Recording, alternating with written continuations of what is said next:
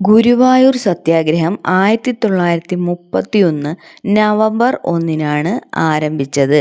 ഗുരുവായൂർ സത്യാഗ്രഹം 1931 നവംബർ 1-നാണ് ആരംഭിച്ചത്. ക്ഷേത്രപ്രവേശനത്തിനും അയിത്തത്തിനുമെതിരായി നടന്ന സമരമാണ് ഗുരുവായൂർ സത്യാഗ്രഹം. ക്ഷേത്രപ്രവേശനത്തിനും അയിത്തത്തിനുമെതിരായി നടന്ന സമരമാണ് ഗുരുവായൂർ സത്യാഗ്രഹം. എന്നാണ് ആരംഭിച്ചത്? 1931 നവംബർ 1. അതേപോലെ ഗുരുവായൂർ ക്ഷേത്രത്തിൻ്റെ പ്രവേശനവുമായി ബന്ധപ്പെട്ടിട്ടാണ് ജനഹിത പരിശോധന നടന്നത്. അപ്പോൾ ഏത് ക്ഷേത്രപ്രവേശനവുമായി ബന്ധപ്പെട്ടാണ് ജനഹിത പരിശോധന നടന്നത്? ഗുരുവായൂർ ക്ഷേത്രവുമായി ബന്ധപ്പെട്ടിട്ടാണ് ജനഹിത പരിശോധന നടന്നത്. ക്ഷേത്രപ്രവേശനത്തിനും അയിത്തത്തിനുമെതിരായി നടന്ന സമരമാണ് ഗുരുവായൂർ സത്യാഗ്രഹം. ഗുരുവായൂർ സത്യാഗ്രഹം ആരംഭിച്ചത് 1931 നവംബർ 1-നാണ്. ഗുരുവായൂർ സത്യാഗ്രഹത്തിന് നേതൃത്വം നൽകിയ പ്രസ്ഥാനം എന്ന് പറയുന്നത് KPCC അല്ലെങ്കിൽ കേരള പ്രൊവിൻഷ്യൽ കോൺഗ്രസ് കമ്മിറ്റിയാണ്. ഗുരുവായൂർ സത്യാഗ്രഹത്തിന് നേതൃത്വം നൽകിയ പ്രസ്ഥാനം ഏതാണ്? KPCC അല്ലെങ്കിൽ Kerala provincial Congress committee. KPCC Guruvayur Satyagraha പ്രമേയം പാസാക്കിയ സമ്മേളനം 1931 വടകര സമ്മേളനമാണ്. KPCC ഗുരുവായൂർ സത്യാഗ്രഹ പ്രമേയം പാസാക്കിയ സമ്മേളനം 1931 വടകര സമ്മേളനമാണ്. വടകര സമ്മേളനത്തിന് നേതൃത്വം നൽകിയ വ്യക്തി JM ഗുപ്തയാണ്. അപ്പം KPCC ആണ് ഗുരുവായൂർ സത്യാഗ്രഹത്തിന് നേതൃത്വം കൊടുത്തത്. അത് 1931 വടകര സമ്മേളനത്തിലാണ് ഗുരുവായൂർ സത്യാഗ്രഹ പ്രമേയം പാസാക്കിയത്. ഈ വടകര സമ്മേളനത്തിന് നേതൃത്വം നൽകിയ വ്യക്തിയാണ് JM ഗുപ്ത. ആരാണ്? JM ഗുപ്ത. ഗുരുവായൂർ സത്യാഗ്രഹത്തിൻ്റെ പ്രധാന ലക്ഷ്യം എന്തായിരുന്നു? എല്ലാ ഹിന്ദുക്കൾക്കും ക്ഷേത്രപ്രവേശനം സാധ്യമാക്കുക എന്നതായിരുന്നു ഗുരുവായൂർ സത്യാഗ്രഹത്തിൻ്റെ പ്രധാന ലക്ഷ്യം. അപ്പോൾ ഗുരുവായൂർ സത്യാഗ്രഹം എന്തിനുള്ളതായിരുന്നു? ക്ഷേത്രപ്രവേശനത്തിനും അയിത്തത്തിനും എതിരായി നടന്ന സമരമായിരുന്നു. 1931 നവംബർ 1-നാണിത് ആരംഭിച്ചത്. KPCC ആയിരുന്നു ഇതിന് നേതൃത്വം നൽകിയ പ്രസ്ഥാനം. 1931 മെയ്. അപ്പോൾ ഈ വടകര സമ്മേളനത്തിൽ വെച്ചിട്ടാണ് KPCC ഗുരുവായൂർ സത്യാഗ്രഹ പ്രമേയം പാസാക്കിയത്. അതിൻ്റെ സമ്മേളനത്തിന് നേതൃത്വം നൽകിയ വ്യക്തിയാണ് JM ഗുപ്ത. അടുത്തതായിട്ട് ഗുരുവായൂർ സത്യാഗ്രഹത്തിൻ്റെ പ്രധാന നേതാവിനെ നോക്കാം. കേളപ്പനായിരുന്നു ഗുരുവായൂർ സത്യാഗ്രഹത്തിൻ്റെ പ്രധാന നേതാവ് എന്ന് പറയുന്നത്. ഗുരുവായൂർ സത്യാഗ്രഹത്തിൻ്റെ വോളണ്ടിയർ ക്യാപ്റ്റൻ ആരായിരുന്നു? AK ഗോപാലൻ. പ്രധാന നേതാവ് കേളപ്പനും AK ഗോപാലൻ വോളണ്ടിയർ ക്യാപ്റ്റനുമായിരുന്നു. ഗുരുവായൂർ സത്യാഗ്രഹ കമ്മിറ്റിയുടെ പ്രസിഡന്റ് ആരാണ്? മന്നത്ത് പത്മനാഭൻ. അപ്പോൾ ഗുരുവായൂർ സത്യാഗ്രഹ കമ്മിറ്റിയുടെ പ്രസിഡന്റ് ആരാണ്? മന്നത്ത് പത്മനാഭനാണ്. ഗുരുവായൂർ സത്യാഗ്രഹ കമ്മിറ്റിയുടെ സെക്രട്ടറിയാണ് കേളപ്പൻ. അപ്പോൾ ഗുരുവായൂർ സത്യാഗ്രഹത്തിൻ്റെ പ്രധാന നേതാവായ കേളപ്പൻ എന്തിൻ്റെ സെക്രട്ടറിയാണ്? ഗുരുവായൂർ സത്യാഗ്രഹത്തിൻ്റെ സെക്രട്ടറിയാണ്. പ്രസിഡന്റ് ആരാണ്?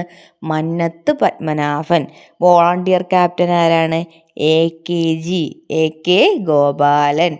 ഗുരുവായൂർ സത്യാഗ്രഹത്തെ തുടർന്ന് നിരാഹാരം അനുഷ്ഠിച്ച വ്യക്തിയാണ് ആര്? കേളപ്പൻ. അപ്പോൾ കേളപ്പൻ ഗുരുവായൂർ സത്യാഗ്രഹത്തെ തുടർന്ന് നിരാഹാരം അനുഷ്ഠിച്ച വ്യക്തിയാണ്. കേളപ്പൻ നിരാഹാരം അനുഷ്ഠിച്ചതെന്നാണ്? 1932 സെപ്റ്റംബർ 21. അപ്പോൾ 31-ലാണ് ഗുരുവായൂർ സത്യാഗ്രഹം തുടങ്ങിയത്. 1931 നവംബർ 1-നാണ് തുടങ്ങിയത്. അപ്പോൾ 32 സെപ്റ്റംബർ 21-നാണ് കേളപ്പൻ നിരാഹാരം അനുഷ്ഠിച്ചത്. ഗാന്ധിജിയുടെ നിർദ്ദേശപ്രകാരം നിരാഹാരം അവസാനിപ്പിച്ച തീയതി എന്നാണ്?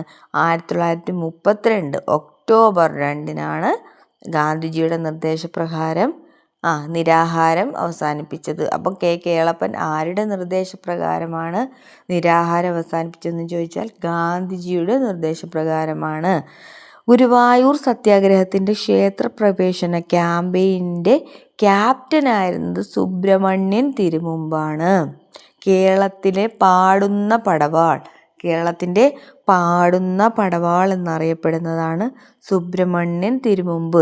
അപ്പോൾ സുബ്രഹ്മണ്യൻ തിരുമുമ്പിനെ കേരളത്തിൻ്റെ പാടുന്ന പടവാൾ എന്ന് വിശേഷിപ്പിച്ചത് EMS ആണ് കേട്ടോ. EMS ആണ് കേരളത്തിൻ്റെ പാടുന്ന പടവാളെന്ന് സുബ്രഹ്മണ്യൻ തിരുമുമ്പിനെ വിശേഷിപ്പിച്ചത്. ഗുരുവായൂർ ക്ഷേത്രത്തിൽ മണിമുഴക്കിയ ആദ്യ അബ്രാഹ്മണനാരാണ്? പി കൃഷ്ണപിള്ളയാണ്. പി കൃഷ്ണപിള്ളയാണ് ഗുരുവായൂർ ക്ഷേത്രത്തിൽ മണിമുഴക്കിയ ആദ്യ അബ്രാഹ്മണൻ എന്ന് പറയുന്നത്. ഗുരുവായൂർ സത്യാഗ്രഹം ആരംഭിക്കാൻ കാരണമായ KPCCയുടെ സമ്മേളനം നടന്ന സ്ഥലം ഏതാണ്? വടകര. അപ്പോൾ ഗുരുവായൂർ സത്യാഗ്രഹം ആരംഭിക്കാൻ കാരണമായ KPCC സമ്മേളനം നടന്ന സ്ഥലം ഏതാണ്? വടകര. വടകര സമ്മേളനത്തിന് നേതൃത്വം നൽകിയത് JM ഗുപ്തയായിരുന്നേ. കേളപ്പൻ എന്ത് ചെയ്തു? നിരാഹാരം അനുഷ്ഠിച്ചു. ഏത് ദിവസം?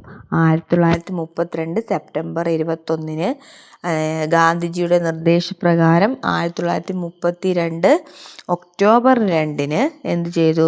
നിരാഹാരം അവസാനിപ്പിച്ചു.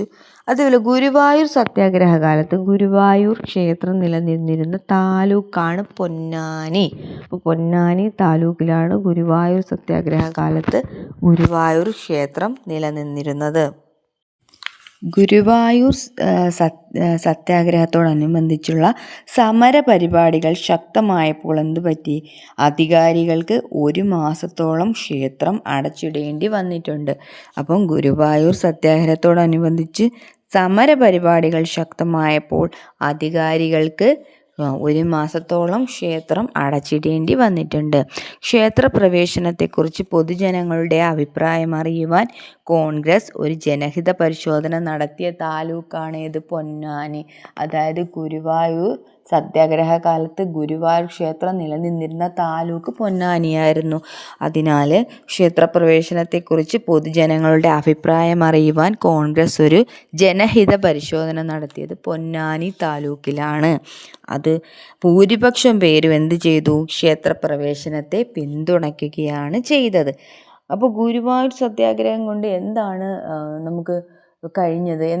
എന്താണ് അതിൻ്റെ ഒരു ഫലമുണ്ടായതെന്ന് ചോദിച്ചാൽ, സമസ്ത ഹിന്ദുക്കൾക്കും ക്ഷേത്രപ്രവേശനത്തിന് അനുകൂലമായൊരു അന്തരീക്ഷം സൃഷ്ടിക്കാൻ എന്തിന് കഴിഞ്ഞു? ഗുരുവായൂർ സത്യാഗ്രഹത്തിന് കഴിഞ്ഞു. അപ്പം അതിൻ്റെ ഒരു ആഫ്റ്റർ എഫക്റ്റ് ഏതാണ്? സമസ്ത ഹിന്ദുക്കൾക്കും ക്ഷേത്രപ്രവേശനത്തിന് അനുകൂലമായൊരു അന്തരീക്ഷം സൃഷ്ടിക്കാൻ ഗുരുവായൂർ സത്യാഗ്രഹത്തിന് കഴിഞ്ഞു. അപ്പോൾ നമുക്ക് ഇത്രയാണ് ഗുരുവായൂർ സത്യാഗ്രഹത്തിനെ കുറിച്ച് പഠിക്കാനുള്ളത്. അപ്പോൾ താങ്ക് യു ഫോർ വാച്ചിങ്.